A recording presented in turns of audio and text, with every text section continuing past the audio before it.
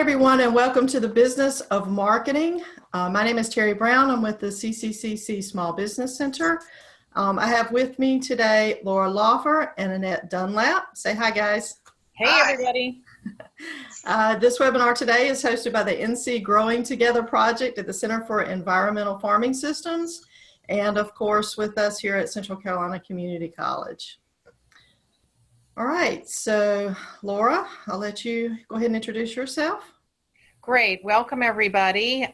We're so happy to be here today and that you're joining us during your lunch hour on such a pretty day. But I think you will agree that you'll know by the end of this session what a fantastic resource the North Carolina Department of Agriculture program is to us. So we are going to move forward here and introduce the North Carolina Growing Together project, and then we will walk you through some of the Zoom specifics that you need to function in this webinar. Okay, and drilling just started next door, so I'm going to mute myself, and we'll go to the next slide. Annette? Yeah, there we go. Okay. Great. So Terry, if you can explain the Zoom platform. Sure. If you haven't used Zoom before, you should see three icons on your screen. There's a chat function, raise your hand, and a Q&A box. If you have any questions or comments along the way, please feel free to post those in the chat or the Q&A box. Don't use the raise your hand function though, because we have everyone muted. We have a lot of people on the webinar today, and we would have no way to call on you. So unfortunately, you'll have to type in all your questions and comments, but Laura will be monitoring those, and we will address all your questions and comments before the end of the webinar today. Great, thank you. It's a great platform, and we want to emphasize that this is being recorded, and we have a YouTube channel where all of our webinars are posted.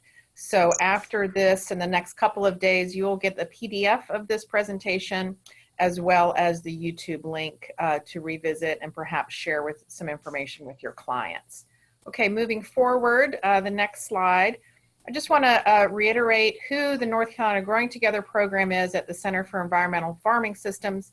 We've been working for the past 6 years on a USDA grant to build farmer capacity and supply chain expansion in North Carolina. And here in our 6th year, we're building in some sustainability, working with the small business centers around the state to help them meet the demands of agriculture and food and diverse farming businesses around the state. So that's the purpose of our collaboration with the small business centers, and we're really happy to be doing that. So I'm going to mute myself and hand this over to Annette. Next slide. And I already talked about, the PDF and the webinar, the YouTube recording, and I will let Annette introduce herself. So welcome, Annette. Thank you so much for sharing your time with us today. Well, thank you, Laura, and thank you, Terry, and thanks to those of you who are probably giving up a beautiful lunchtime walk to share the webinar with us this afternoon. I am an agribusiness developer with the North Carolina Department of Agriculture. I'm located in the Division of Marketing.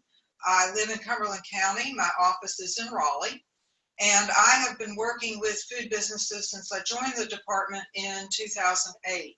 So what I would like to do this morning is share with you some of the services that North Carolina Department of Agriculture offers in general, and then drill down more specifically to what I can help you with when you have clients that are interested in starting a food business. So our topics for this afternoon are going to be an overview of some selected services that are offered through our agency. And then I'll take a closer look at what we offer through our marketing division. And then, as I just mentioned, talk about the business assistance that I offer for farm and food and some of the things that I already do, particularly for those of you that are with the small business centers, how I refer people to your offices for assistance. And then just a couple of words about our marketing program, Got to BNC, I did not know this when I put the slide set together, but next month you'll be hearing from my colleague Annie Baggett, who is our agritourism support person. So I will share a little bit about what she offers, because I know that impacts a lot of you in Extension as well as with the Small Business Center. And then just a slide with a couple of quick contacts on them for you to help your clients. So as I said, this is not the entirety of the services our agency offers. We are one of the larger departments in the state, but these are some divisions that are useful to you. Those of you that are in Extension, I'm sure, are already familiar with our agronomic division. Our agronomic division is the one that will do the testing for soil sampling, as well as for hay and forage sampling. Our plant industry division works with looking at pest issues and plant health and plant safety, particularly if we are bringing any kind of plant material in either from another state or potentially overseas. Structural and pesticide division is pretty much self-explanatory. They're the ones who oversee pesticide licensing, and permitted pesticides in the state. Food and Drug Protection Division and Meat and Poultry Inspection Division are two divisions. If you're dealing with anybody in the food space, they are important. They both have important regulatory functions related to the making of food and certain types of health-related or beauty products that may be making health-related claims. And Meat and Poultry Inspection Division oversees anyone that may be interested in raising and slaughtering for public sale turkeys or chickens, or want to get into the beef or the pastured pork business. And then, of course, we have the marketing division. Our goal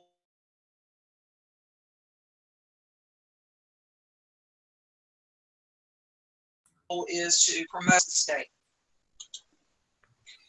A couple of other things within our marketing division are horticulture marketing. We have specialists that work in different aspects of horticulture. We've got specialists in many of the fruits that are large scale in the state, such as strawberries, peaches, pecans. We also have marketing specialists in the vegetable area. We have assistants in seafood and aquaculture marketing. We have a seafood marketing specialist who's located in our eastern office in Elizabeth City, North Carolina. We have a warm water aquaculture specialist who is based out of New Bern, and then a cold water aquaculture specialist who is based in the western part of the state. Our retail, restaurant, and food service folks are out there trying to get as much North Carolina produced product into stores being used by restaurants and being used by food service. If you go shopping, you should see the Got to Be NC tags, that shelf tags and shelf talkers, as well as in the produce section for North Carolina grown produce, as well as North Carolina manufactured foods.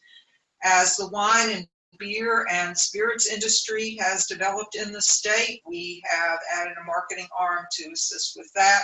And we also have an international marketing section that provides both inbound and outbound marketing opportunities for companies that would like to export to other nations.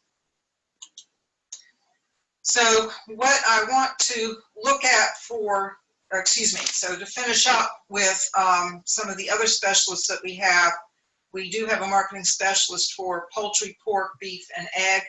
I'm involved with food business development. I also am engaged in economic development for agribusiness, where I work with county economic developers, as well as economic developers that are with the Economic Development Partnership of North Carolina.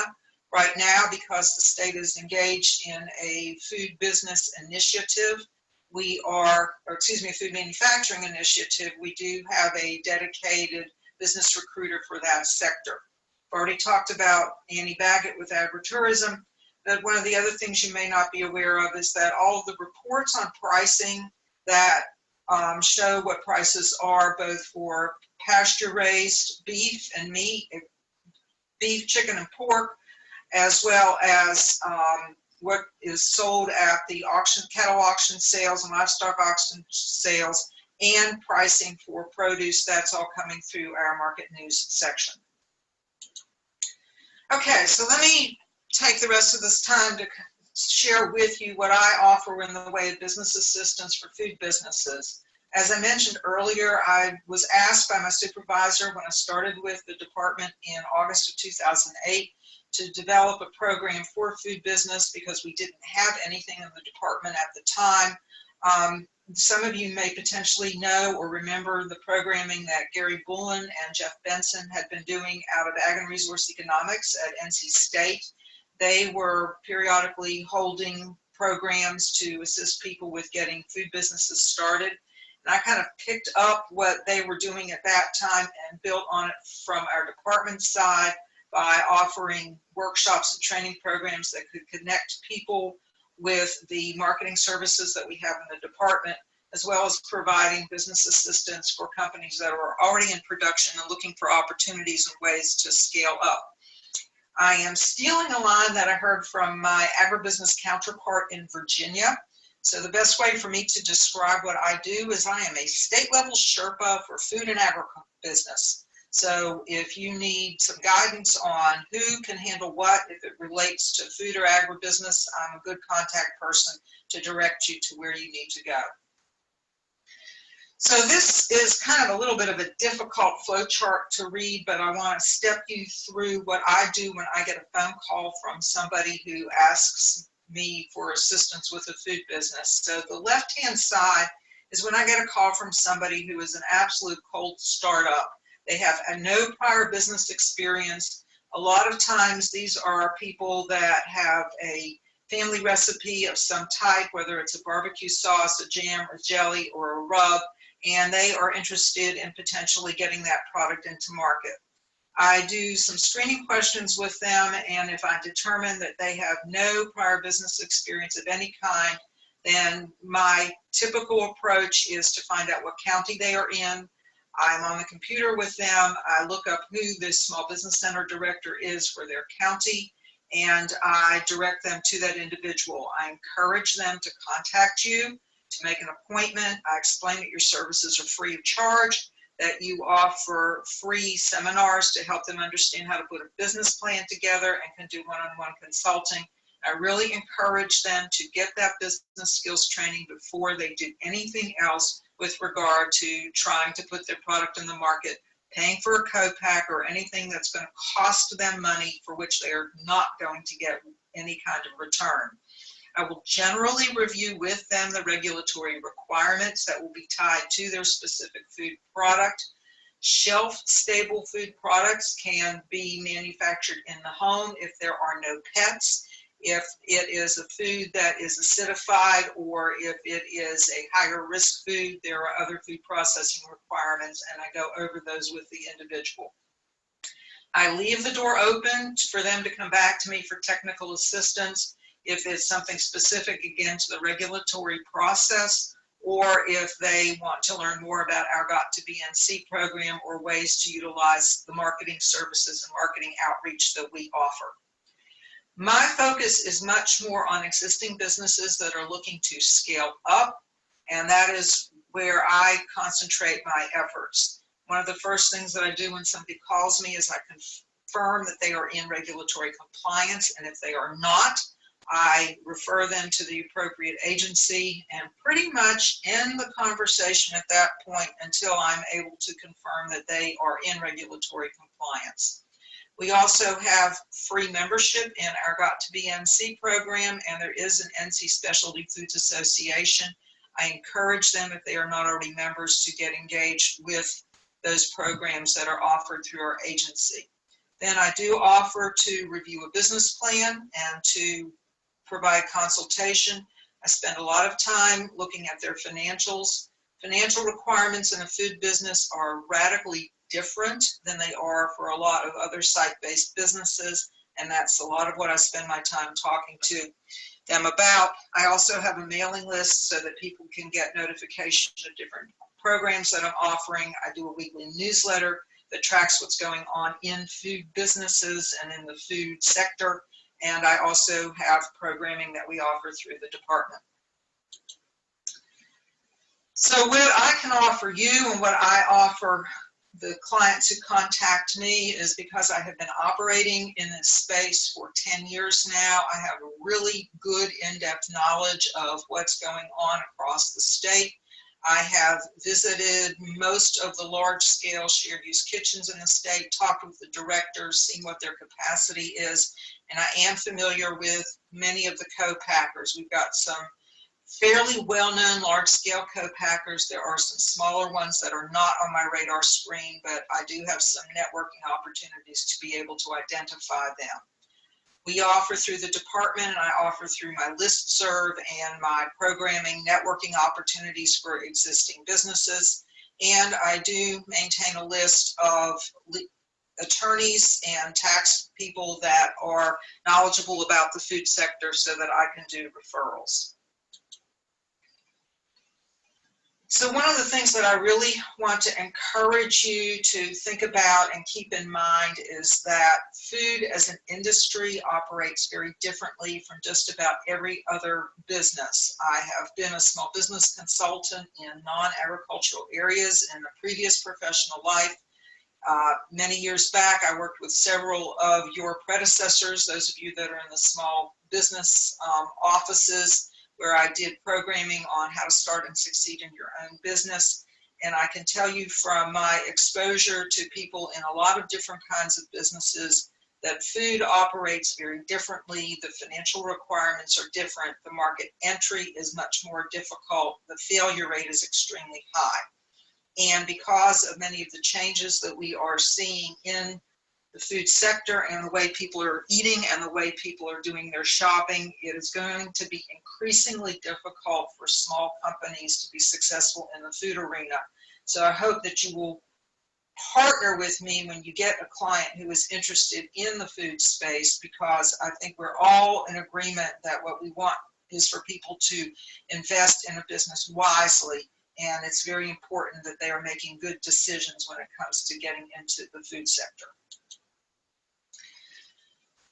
Our Got to Be NC program is the state's branding program for food and agricultural commodities. When the program was originally started, it was designed specifically for people that were growing North Carolina produce and product, and for food companies that were utilizing North Carolina grown ingredients. A couple of years ago, the person who was managing that program added a tagline to it so that it now says grown, raised, caught, made. And with that last word, the word made, we have opened up membership to companies that are based here in North Carolina, but are not necessarily sourcing their ingredients from North Carolina. The benefit to being engaged in the Got to Be NC program is that we offer different opportunities throughout the calendar year for food businesses and for farmers to get in front of buyers from supermarkets, as well as to get in front of the public with different, for example, we've got the Got to Be NC Festival that's coming up in May at the state fairgrounds. There is a food pavilion for food companies to set up and sample their product and make people aware of their businesses. So as I mentioned earlier, our retail specialists spend a lot of time looking to get North Carolina supermarkets to carry North Carolina produced and grown product.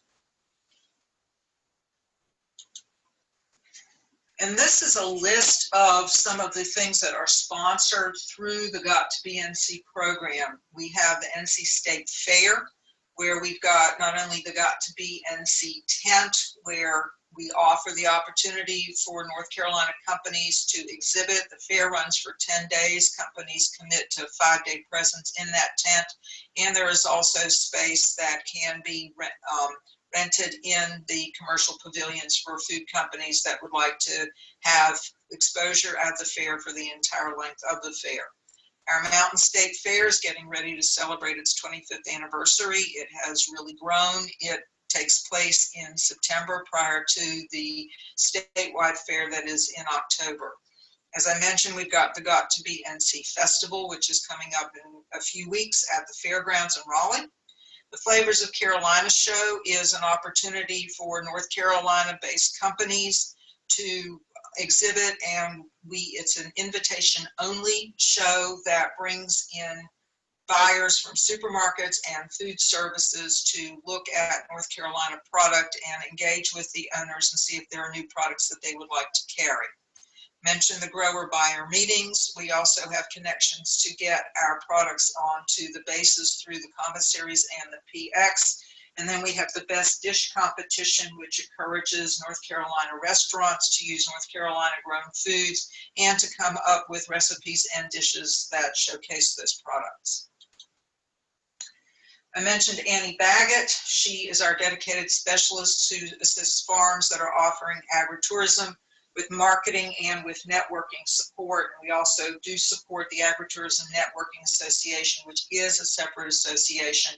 I should mention we have the NC Specialty Foods Association. That's a separate association as well, and our Specialty Foods Liaison, who also manages the Flavors of Carolina show, is Sherry Barefoot. Our aquaculture and seafood folks, as I mentioned earlier, we have warm water and cold water aquaculture specialists. Our warm water specialist, who is in New Bern, works with folks that are raising catfish and tilapia. Our cold water specialist is working with the trout industry. And then our seafood marketing support to open markets for North Carolina seafood is operating out of Elizabeth City. And these are just some selected contacts. Sherry Barefoot is Sherry, SHERRY .barefoot, BAREFOOT. And then it's the same as you see for the rest of us at ncagr.gov.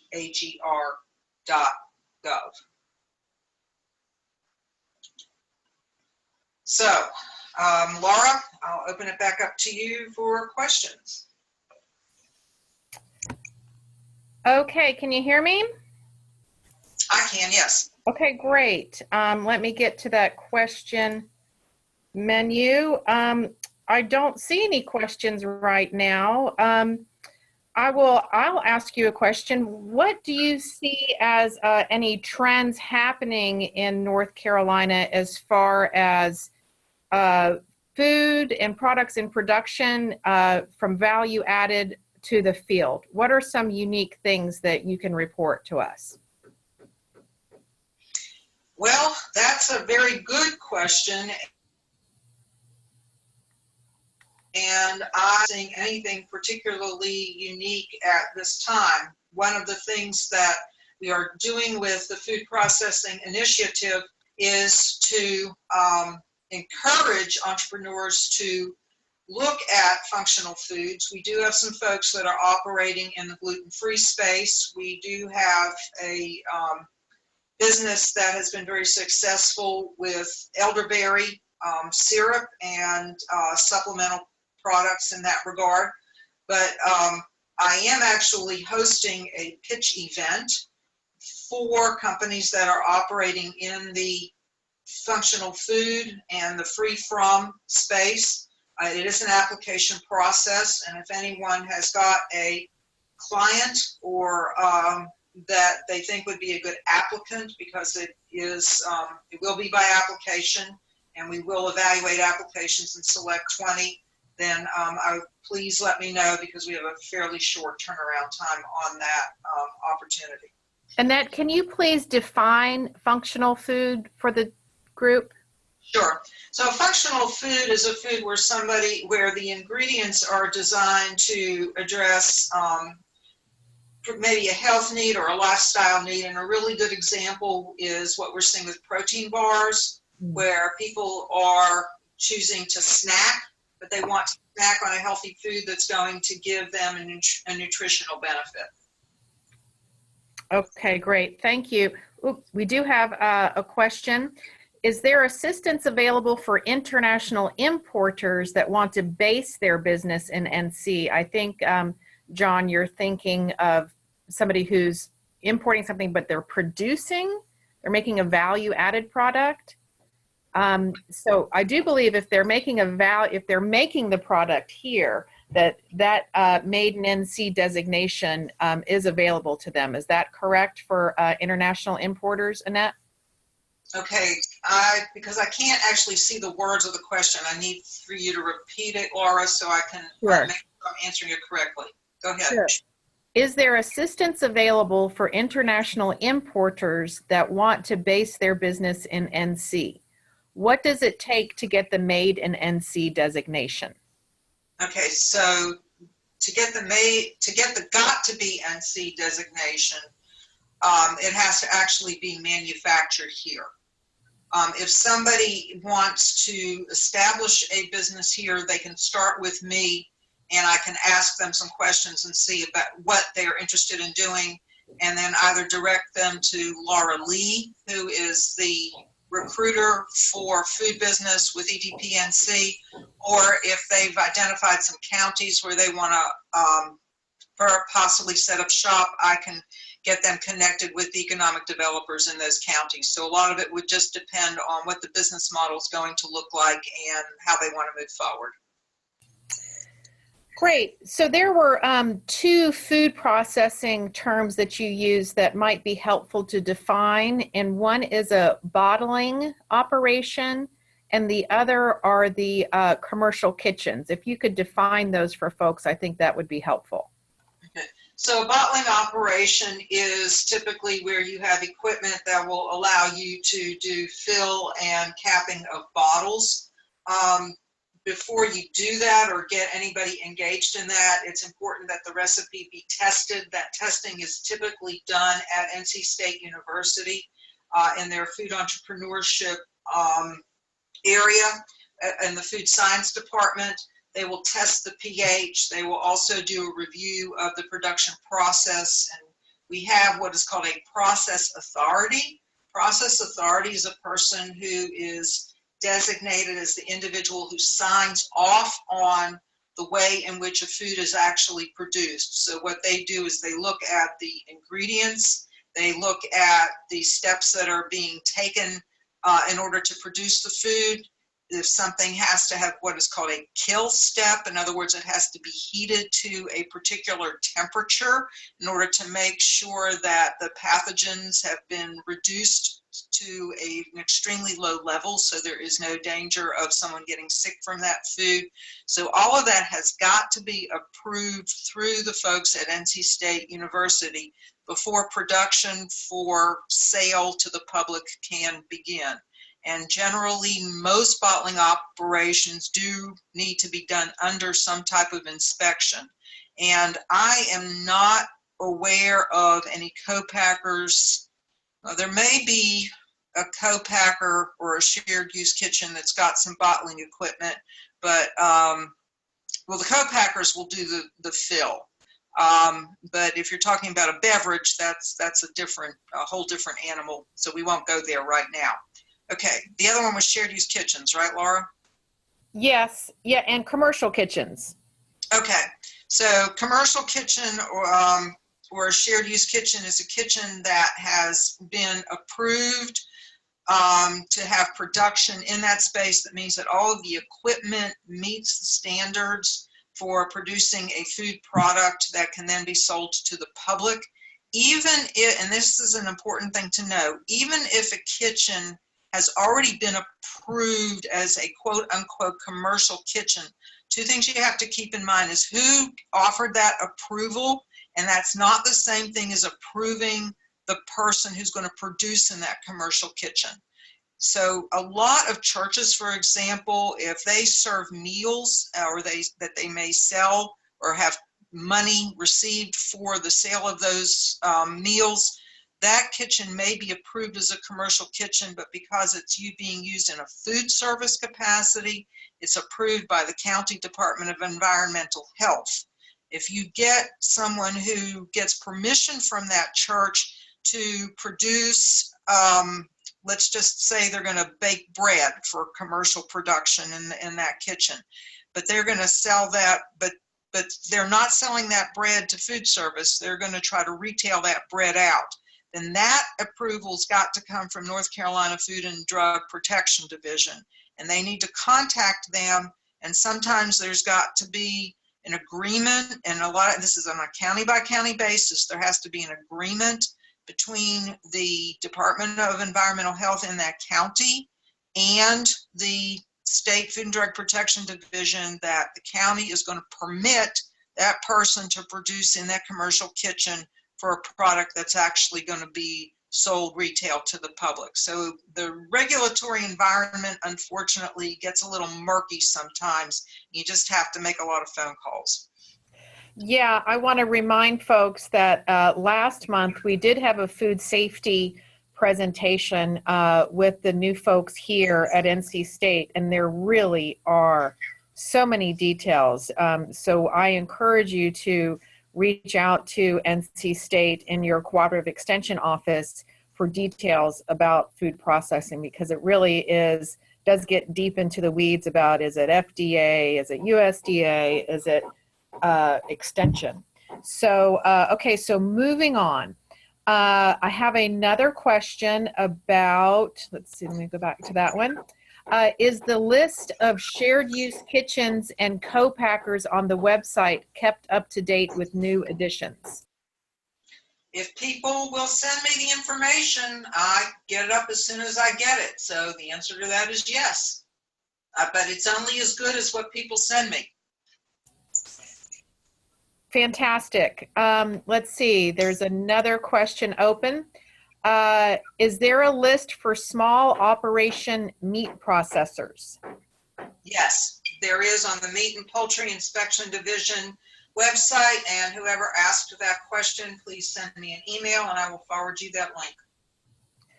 Fantastic. And we also, I will send y'all a link to NC Choices, who are a partner to us here at SEPS. They're one of our teams, and they have a lot of resources for local meat producers.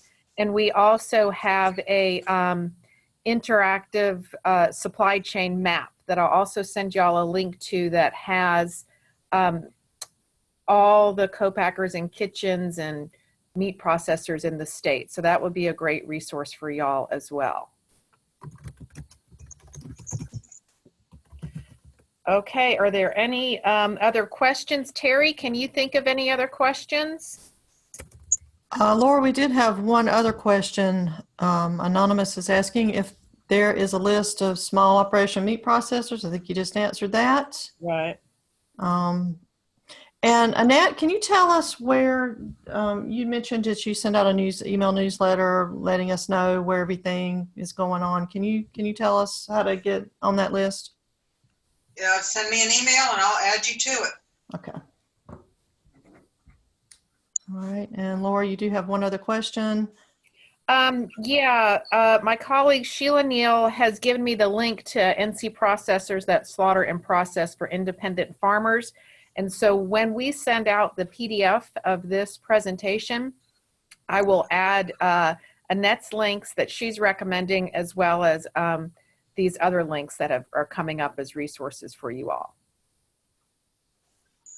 Okay.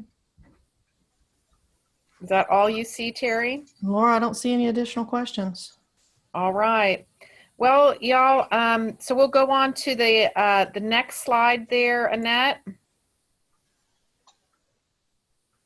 Our next webinar date, Annette has been talking about her colleague, Annie Baggett. Annie is also an extremely busy North Carolina Department of Agriculture employee, and she is working to help us develop our agritourism sector in North Carolina. The two biggest sectors, business sectors in North Carolina, are food and tourism, and farming and tourism. So this is an absolutely natural connection that we're really excited to help to promote. So, and I know lots of businesses and communities are trying to figure out how to do this, how to do agritourism to bring people to their communities. So let me see, I think I got another question. Okay.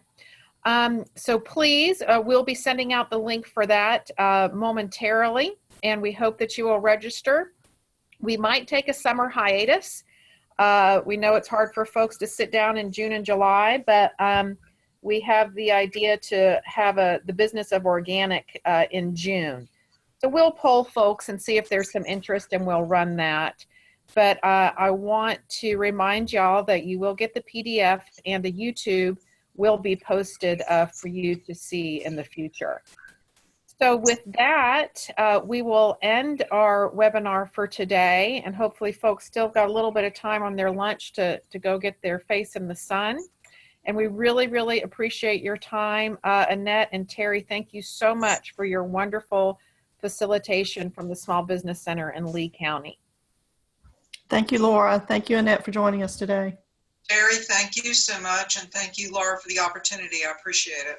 Absolutely. It's a great resource that more people need to know about. Thank you, Annette. All right. Thanks, everyone. Have a great afternoon. Bye-bye.